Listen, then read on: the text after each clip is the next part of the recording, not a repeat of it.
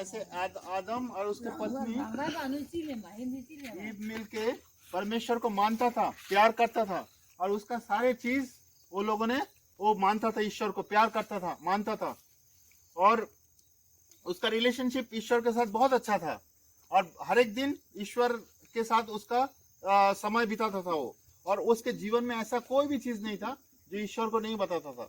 तो उसके जीवन में कोई पाप नहीं था, हमारे जैसा कोई पाप नहीं था आदम के, उसका दिल खुला हुआ था, ठीक है ना। तो ईश्वर क्या किया, उसको ले जाके ईडन में रखा, ईडन करके गार्डन है उसमें रखा, और उसमें उसको बोला कि वो सब कुछ खा सकता है और सब कुछ कर सकता है वहां पे, लेकिन दो ऐसा पेड़ था उसमें से वो खा नहीं सकता है। एक पेड़ का नाम था जीवन का वृक्ष, ट्री ऑफ लाइफ, और एक पेड़ था ट्री ऑफ नॉलेज, ज्ञान का वृक्ष। तो ईश्वर ने उसको बोला तो तुम फल नहीं खाएगा तो मरेगा, है ना।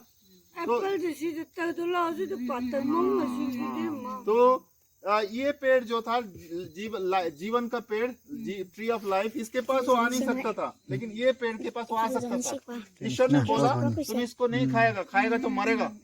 तो वो ईश्वर को मानता था, लेकिन एक दिन उसने शैतान को सुना। शैतान ने बोला ईश्वर को मानने का जरूरत नहीं, छोड़ो, नहीं मानना, उसको विश्वास नहीं करना। तो उसने बोला तुम खा सकता है, कुछ नहीं होगा, ईश्वर झूठ बोल रहा है, ऐसे बोला उसने। तो आदम और उसका वाइफ मिलके क्या किया, एक दिन छोड़ो, ईश्वर के नहीं मानते, तो पाप किया, जाके इस पेड़ से फल खाया। जैसे उसने फल खाया, पाप उसके अंदर आ गया, उसका दिल बदल गया। जो दिल उसका खुला था ईश्वर की तरफ, अच्छा दिल था, प्यार करता था ईश्वर को मानता था, वो दिल बदल गया, पत्थर का दिल हो गया। बाइबल में लिखा है हम पाप करते हैं तो हमारा दिल स्टोन जैसा होता है, स्टोन, पत्थर जैसा होता है, उसमें कोई लाइफ नहीं होता है। तो हम पाप, हमारे जीवन को पत्थर के जैसा दिल हो जाता है, हमारा पाप हमारे अंदर आ गया, आदमी के अंदर। अभी जो ईश्वर है वो होली है, पवित्र है, वो पापी आदमी के साथ कोई रिलेशनशिप नहीं रख सकता, पापी के साथ नहीं चल सकता, तो पापी के साथ नहीं चल सकता। और यही पापी व्यक्ति अगर ये जीवन का वृक्ष से फल खाएगा, ट्री ऑफ लाइफ से फल खाता है, तो उसका मौत कभी नहीं होता है, वो तब तो अभी भी जिंदा रहता है आदम। अगर जो भी जीवन के वृक्ष से फल खाएगा, ट्री ऑफ लाइफ से, उसका मौत नहीं होगा। लेकिन परमेश्वर ने क्या किया, बाइबल में लिखा है, वो एंजल को भेज के इस जो पेड़ है इसको प्रोटेक्ट किया, और आदम को भगा दिया उधर से, आदम और उसके पत्नी को, जा निकल यहाँ से। तो उनको दुनिया में भेज दिया गया। तो दुनिया में आ गया आदम, दुनिया में आ गया, और उसके पत्नी के साथ वो रहने लगा। तो उनका बहुत सारा बच्चे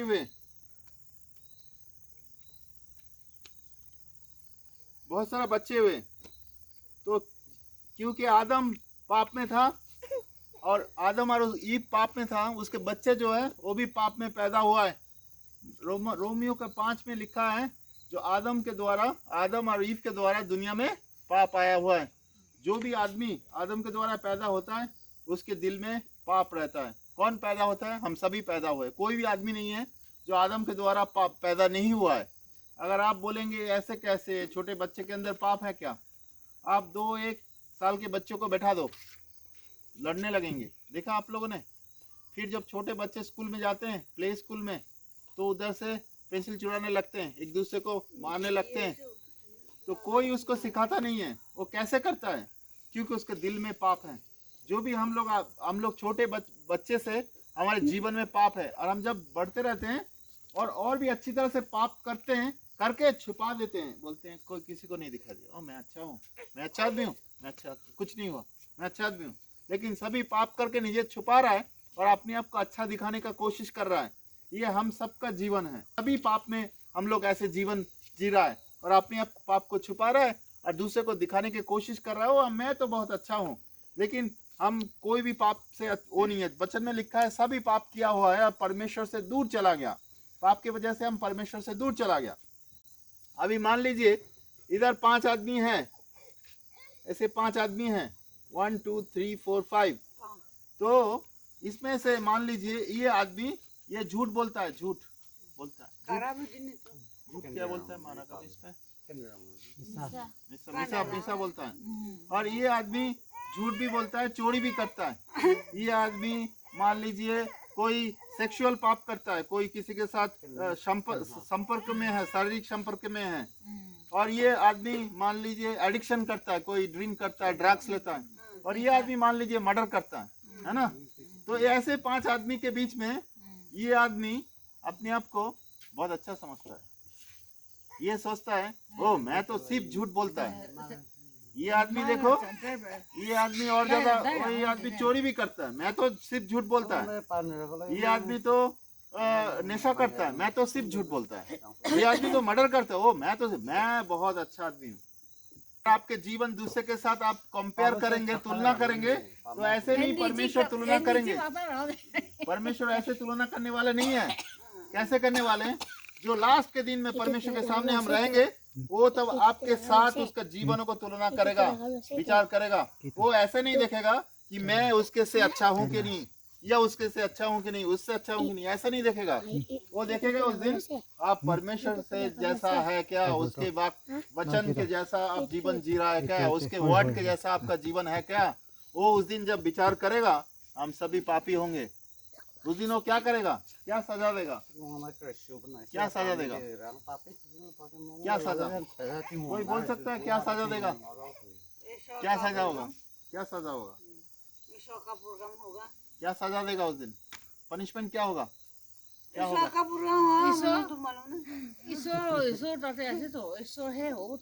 ना क्या पनिशमेंट देगा उस दिन?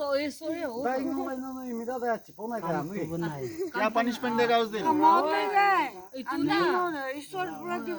क्या पनिशमेंट देगा आप बता सकते हैं? नरक में जाएगा। बहुत अच्छा आंसर दिया। नरक में जाएगा, परमेश्वर नरक में भेजेगा हमें। अभी मान लीजिए तो परमेश्वर हमारा पाप की वजह से हमें नरक में भेज देगा। अभी मान लीजिए बहुत सारा समय हम ऐसे सोचते हैं, ओ मैं तो छोटा पाप किया, वो आदमी बहुत बड़ा पाप किया, मैं छोटा छोटा पाप किया। ऐसे हम लोग सोचते हैं। लेकिन परमेश्वर छोटा पाप बड़ा पाप नहीं देखते हैं। हम किसके अगेंस्ट में पाप किया वो बहुत इंपॉर्टेंट है। मान लीजिए मैं एक छोटा बच्चा को झूठ बोल के मैं उसको चॉकलेट दे देगा, वो कुछ नहीं बोलेगा, किसी को कुछ नहीं बोलेगा, वो मिट जाएगा। मान लीजिए मैं रास्ते में जाके एक पुलिस मिला, रास्ते में एक पुलिस वाला मिला, उसको मैं झूठ बोला तो पुलिस वाला मेरा फाइन लगा देगा 5,000 रुपया का। मान लीजिए मैं एक ऑफिस में काम करता है, उधर मेरा जो बॉस है उसको मैं झूठ बोला तो क्या करेगा, वो मुझे ऑफिस से निकाल सकता है। मान लीजिए मेरा पत्नी, मेरा जो वाइफ है, उसको मैं झूठ बोल दिया तो मुझे डाइवोर्स दे सकता है। मान लीजिए कोर्ट में मैं जज को झूठ बोल दिया तो जज मुझे जेल में डाल सकता है। मैं आपको क्या समझाने का कोशिश कर रहा हूँ, जिसके अगेंस्ट में आप पाप करता है उसका पावर जैसे बढ़ता है, पनिशमेंट आपका उतना बढ़ता है। तो आप जिसके साथ खराब बर्ताव मतलब पाप किया, उसका पावर कितना है। अभी आप शायद सोचेंगे मैं तो एक छोटा बच्चा को झूठ बोला, लेकिन आप ये क्या जानते हैं क्या, वो और आपको जिसने बनाया परमेश्वर, उसके अगेंस्ट में आपने झूठ बोला। आपने झूठ उसके अगेंस्ट में नहीं बोला, उसके अगेंस्ट में बोला। तो आपका सारे पाप, हम सारे पाप परमेश्वर के अगेंस्ट में करते हैं। कोई भी पाप, मान लीजिए कि मैं किसी को कुछ खराब कर दिया, वो मुझे कुछ नहीं कर पाया, मैं सोचा कुछ नहीं हुआ, लेकिन वो पाप मैं उसके अगेंस्ट में किया, परमेश्वर के अगेंस्ट में, जो राजा के राजा प्रभु के प्रभु है, ये पूरा जगत का प्रभु है। वो उसके अगेंस्ट में जब आपने पाप किया, उसने क्या सजा देगा? क्या सजा देगा? क्या सजा देगा? ईश्वर सजा देगा। तो क्या सजा? नहीं, बाइबल में लिखा है क्या सजा देगा? क्या सजा है? बाइबल ते लिखे है तो ना, बाइबल ते आप बोल सकते हैं क्या सजा है? बाइबल ते ईश्वर में लिखे है ना, क्या सजा है? बता सकते हैं क्या सजा है? बाइबल में लिखा है, आप बता सकते हैं क्या है? है ना, नरक में जाएगा। बहुत अच्छा आंसर दिया। बोले नरक में जाएगा। अभी और एक तरीका से देखिए, हमारे पास फोन है ना, फोन, मोबाइल फोन, उसके अंदर एक छोटा सा चिप रहता है, चिप, तो उसके अंदर सारे गाना वाना सब कुछ रहता है ना। मान लीजिए आपके सर के अंदर छोटा सा चिप डाल दिया गया, और पिछले 2 महीना में आपने जो कुछ सोचा, जो कुछ किया, किसी ने नहीं देखा होगा, लेकिन सारे चीज उसमें डाल दिया गया होगा। उसके बाद उसको निकाल के आपके दोस्त लोग, आपके परिवार के सभी लोगों को बुलाया गया और आप भी उसमें हैं और आपके सामने एक बड़ा सीन टीवी के पर्दा में उसको चलाया गया। जो भी चीज़ आपने सोचा, जो भी चीज़ आपने किया, किसी को पता नहीं होगा, लेकिन उसको चलाया गया आपके दोस्तों के सामने, आपके लोगों के सामने। आपको कैसा लगेगा? कैसा लगेगा? ईश्वर भगवान है, भगवान से हम लोग पाप, उनसे पाप मांगेगा, कैसा लगेगा? पाप मांगेगा, भगवान हम लोग को माफ करेगा। लू सो भी ना अरे सब लेना कैसा भगवान लगेगा? तो हम लोग गलती उनसे, सब लेना सब लेना कैसा लगेगा? गलती उनसे उसके पास में आ तो बोला भगवान तो हम लोग पाप मांगेगा। आएगा तो कैसा लगेगा? खराब लगेगा ना? कोई कोई नहीं खराब लगेगा तो गुस्सा खराब होगा लगेगा ना? खराब लगेगा तो शर्म आएगा हमें। हाँ, तो शर्म आएगा। अभी एक सोचने की कोशिश कीजिए, आपको दूसरा आदमी के सामने शर्म आ रहा है, जिसके जीवन में, उसके जीवन में भी पाप है, उसके सामने आपको शर्म आ रहा है। मान लीजिए उस दिन, जिस दिन आप परमेश्वर के सामने खड़े रहेंगे, वचन में लिखा है, बाइबल में, रेवल्यूशन की किताब में लिखा है, परमेश्वर के सामने एक दिन हम खड़े रहेंगे। उस दिन हमारे जीवन का सारे चीज उसके आंखों के सामने खोल दिया जाएगा। उस दिन आप नहीं बोल सकते ओ ये तो मैंने नहीं किया, मेरा वाइफ ने बोला था इसलिए मैंने किया, ओ मैंने नहीं किया, ये मेरे दोस्त ने बोला था किया था। क्योंकि वचन में लिखा है ईश्वर सब कुछ जानता है, उसके आंखों के सामने सब कुछ खोल दिया जाएगा। उस दिन आप कुछ नहीं बोल सकते। वचन में बोला है कि आपका सर नीचे झुक जाएगा शर्म से। हमारा जीवन ऐसा, शर्म से हम झुक जाएंगे उस दिन। और उस दिन वो विचार के, अगर हमें पापी पाएगा तो कहाँ भेजेगा? वो कहाँ भेजेगा? कहाँ भेजेगा? कहाँ भेजेगा? बाइबल में क्या लिखा है?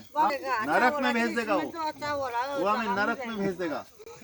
तो ऐसा कंडीशन हम सबका है। अभी इधर से बचने का कोई रास्ता है? कोई रास्ता है? क्या रास्ता है बताइए? अपना अपना को सफा करना पड़ेगा। कैसे करेंगे? वो ईश्वर बाइबल में क्या लिखा है वो मानना पड़ेगा। यस, मैं वही बताने वाला हूँ, इसीलिए आपके पास आया। अभी इसमें से बचने का रास्ता क्या है? हम लोग चाहते तो पाप से हम निकल के नहीं आ सकते हैं, कोई भी। आप अगर चाहेंगे कि हम दो दिन चेष्टा ट्राई करेंगे, पाप से निकलेंगे, आप नहीं निकल पाएंगे। 2 दिन के बाद फिर से उस पाप में चले जाएंगे, क्योंकि पाप का एक ताकत है, वो पाप आपको खींच के उधर लेके जाता है। मेरा एक दोस्त है, वो पीता था, उसको हमने बोला छोड़ने के लिए, तो बोलता है यीशु नहीं चाहिए, मैं अपने आप ही छोड़ सकता हूँ, लेकिन वो छोड़ नहीं पाता है। उसको जब भी शाम को 5 बजता है, उसको लगता है कि उधर कोई खींच रहा है, कोई नहीं है, लेकिन उसको लगता है ऐसे, क्योंकि पाप के अंदर शैतान की एक ताकत है, वो हमें खींच के लेके जाता है उधर, तो वो उधर से निकल नहीं पाता है। तो हमें उधर, हम अपने आप वहां से निकल नहीं सकते, बाइबल बोलता है। तो उसके लिए परमेश्वर ने यीशु को भेजा। यीशु रास्ता है। अभी यीशु हमारे जैसा पैदा नहीं हुआ है, यीशु आदम के जैसा, आदम के फैमिली लाइन में नहीं पैदा हुआ है। यीशु पवित्र आत्मा के द्वारा पैदा हुआ है मेरी के पेट में। तब मेरी शादी भी नहीं किया था, हम सब जानते हैं बाइबल से। तो पवित्र आत्मा के द्वारा पैदा हुआ था, आदमी के द्वारा पैदा नहीं हुआ था, इसलिए उसके अंदर पाप नहीं था। बाइबल में लिखा है उसने कभी पाप नहीं किया। फिर उसका जब 30 साल की उम्र हुआ, ये पानी है, 30 साल की उम्र हुआ, वो पानी में बपतिस्मा लिया और पवित्र आत्मा आया उसके ऊपर, और उसने लोगों को बोला पाप से मन फिराओ, रिपेंट करो, और उन लोगों को चंगा किया उसने बोला परमेश्वर के राज्य आ गया, पाप से मन फिराओ, रिपेंट करो। उनको जिंदा किया, छुटकारा दिया, सारे बीमारी से भगाया। बहुत सारे लोग मर गया था, उनको जीवन दिया। वो जब ऐसा कर रहा है, तो तब के जमाने में जो प्रीस्ट था, जो प्रीस्ट था वहाँ पे, वो लोग देखा कि ये उनके ऊपर, उनको अच्छा नहीं लगा, तो उनको सजा देने के लिए उनको पकड़ लिया, अरेस्ट किया, फिर उसको पनिशमेंट दिया, उसको मारने के लिए लेके आया। फिर जिसने उसको पनिशमेंट दे रहा था, पनिशमेंट देने के लिए लेके आया, उसने बोला इसके अंदर कोई पाप नहीं है। उसने पानी से अपना हाथ धो लिया, बाइबल में लिखा है, उसने बोला इसके अंदर कोई भी पाप नहीं है। लेकिन फिर भी उसको क्रूस पे मारा गया। क्यों? हमारे पापों के लिए। हम लोग क्रिमिनल जैसे थे, और हमारे तब के जमाने में क्रूस पे कौन मरता था? जो क्रिमिनल था वो लोग। तो क्रिमिनल जैसा उसको मार दिया गया। क्यों? उसने पाप नहीं किया, लेकिन हम लोगों ने पाप किया। हमारा पाप उसके ऊपर जाके गिरा, हमारा अभिशाप उसके ऊपर जाके गिरा। बाइबल में लिखा है, आइज़ाया में, पुराने नियम की किताब आइज़ाया में लिखा है, हमारे सारे बीमारी उसके ऊपर जाके गिरा। तो उसने हमारा सारे पाप, बीमारी, अभिशाप, सारे चीज लेके क्रूस पे मर गया। उसने कोई पाप नहीं किया था, वो एक पवित्र व्यक्ति था। उसके बाद उसको कब्र में डाल दिया गया। फिर 3 दिन के बाद वो जी उठा। जी उठा मतलब भूत नहीं है, भूत नहीं है, आदमी है। उसको छू के देखा, खाना खाया लोगों के साथ, उसके साथ चला लोगों के साथ, आदमी है, उठा। और उसने बोला तुम लोग इसमें चलने का जरूरत नहीं, तुम हमें साथ चलो, हमें फॉलो करो। उसके बाद एक दिन वो ईश्वर के दाहिना साइड में जाके बैठा हुआ है अभी, परमेश्वर के सामने। वो मरा नहीं है, जिंदा है यीशु। अभी हमें क्या करना है? हमें तो वो क्षमा के रास्ता दिखा दिया, पाप से निकलने का रास्ता दिखा दिया। हमें कैसे निकलना है वहां से? वचन में लिखा है, प्रेरित के एक्ट्स के बुक उसमें 2:38 में लिखा है कि हमें पाप से मन फिराना है। ये आदमी पाप में है, अगर ये आदमी सारे पाप से मन फिराना है, मतलब रिपेंट करना है। रिपेंट करने का मतलब हमारे जीवन में जो भी पाप हमने किया है, पवित्र आत्मा हमें दिखाता है, होली स्पिरिट हमें दिखाता है वो सारे पाप के बारे में। अगर हमें मुंह खोल के उस पाप के बारे में हम क्षमा मांगे प्रभु से, प्रभु को बोले प्रभु मैं ये पाप किया है, मैंने, मुझे क्षमा करे, तो पाप में जो शैतान के बंधन है वो टूट जाता है। और परमेश्वर हमारा सारे पाप से अगर हम क्षमा मांगेंगे तो परमेश्वर हमारा दिल को बदल देता है। पत्थर का जो दिल है, स्टोन का जो दिल है, वो बदल देता है। लेकिन इतना काफी नहीं है, हमारा जो दिल को बदल गया, लेकिन हमारा पुराना शरीर है, पाप का शरीर। इसके बाद हमें पानी में बपतिस्मा लेना जरूरी है। पाप के शरीर को पानी में कब्र देना है। कब्र वो समाधि होता है ना, हमारे घर में कोई मर जाता है तो हम उसको लेके जाता है उसको बारियल करने के लिए। तो हमारे पाप का जो शरीर है उसको कब्र देना है, उसी को पानी में बपतिस्मा बोलते हैं। रोमियो की किताब उसके 6 में लिखता है, 2, 3, 4, 5, 6 में लिखता है कि हम लोग जब पाप से मन फिराया, अभी हमें कब्र में जाना है, हमें बारियल होना है। बारियल कैसे होता है? पानी में पूरा डुबकी लगा के यीशु में हमारा मौत, यीशु के हम लोग जी उठते हैं। अगर हम यीशु में मरते हैं तभी हम यीशु में जिएंगे। यीशु में मरेंगे कैसे? जैसे हमारा सारे पापों से हम क्षमा मांगेंगे मुंह से, और उस रास्ते में, पाप के रास्ता छोड़ के प्रभु के रास्ते में चलने लगेंगे, पाप के रास्ते को छोड़ के यीशु के रास्ते में।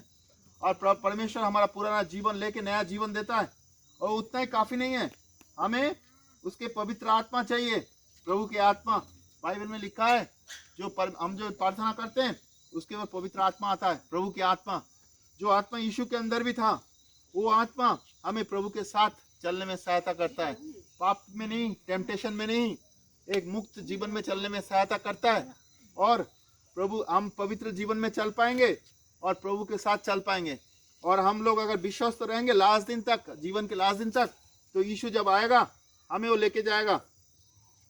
और आप लोगों को याद होगा जो एक जीवन का वृक्ष था, ट्री ऑफ लाइफ, उस लाइफ के जीवन पेड़ से वो हमें फल खाने देगा। बाइबल में लिखा है रेवल्यूशन के बुक में कि उस पेड़ से अगर तुम आप फल खाएगा, आप कभी नहीं मरेगा, आप अनंत काल तक परमेश्वर के साथ रहेगा। और परमेश्वर वो चाहता है। अगर हम नया जीवन नहीं मिला ऐसे, और ऐसे ही दुनिया के जैसा चलते रहे, तो एक दिन हम खत्म हो जाएंगे, शैतान के साथ हम नरक में चले जाएंगे, हम खत्म हो जाएंगे।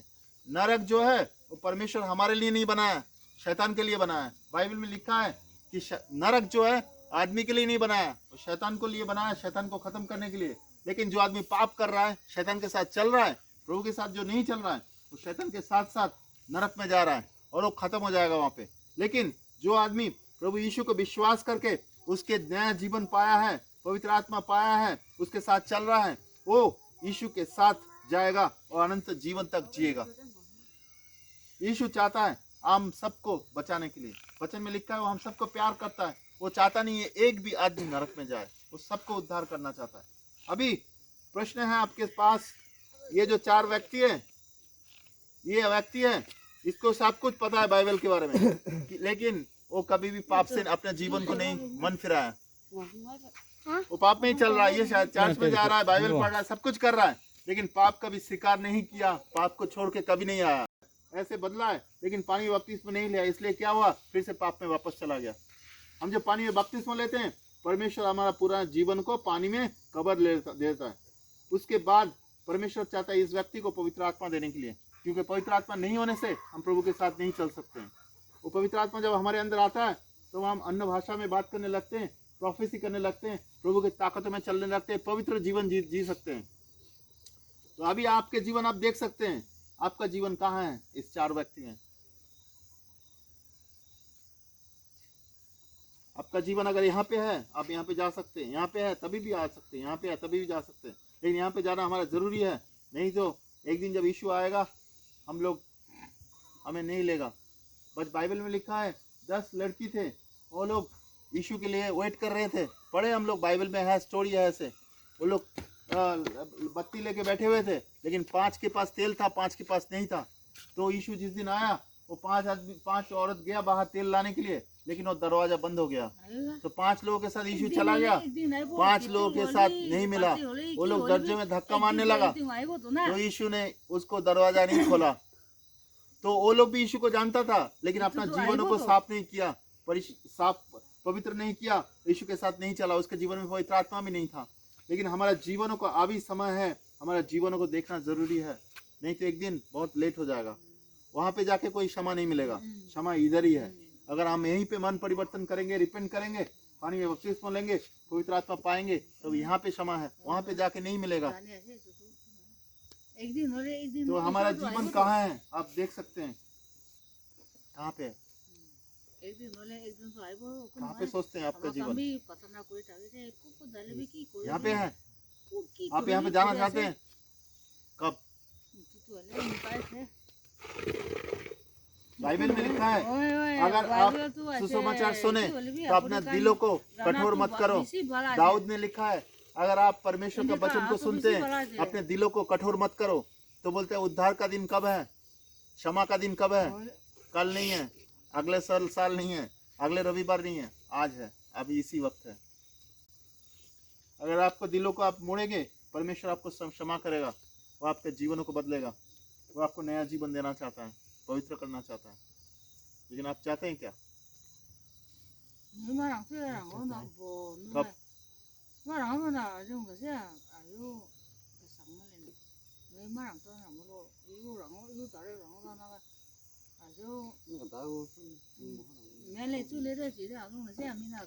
आप अपने पापों से निकल के आना चाहते हैं तो हम आपके साथ बैठ सकते हैं अकेले में, हाँ, प्राइवेट में, आपके पापों से आपको रिपेंट करने में सहायता कर सकते हैं। क्योंकि पापों के साथ शैतान का बंधन रहता है। जब हम पापों को अपने मुंह से स्वीकार करते हैं, शैतान का बंधन टूट जाता है। शैतान, हमारा जीवन बदलना जरूरी है। और ये चीज़ कोई नहीं बोलेगा जगत में। जगत पैसा के बारे में बात करता है, गलत चीज़ के बारे में बात करता है, लेकिन हमें ये चाहिए, यीशु चाहिए हमारे जीवन में। हमें वहाँ से निकल के आना चाहिए। हमारे परिवार में शांति नहीं है, जीवन में शांति नहीं है, क्यों? यीशु नहीं है, इसलिए। यीशु चाहता है वो हमारे जीवन को बदलने के लिए। आप अभी मन फिराना, रिपेंट करना चाहते हैं? हाँ, अभी समय है आपके पास, बैठना चाहते हैं आप? हाँ हाँ, ओके।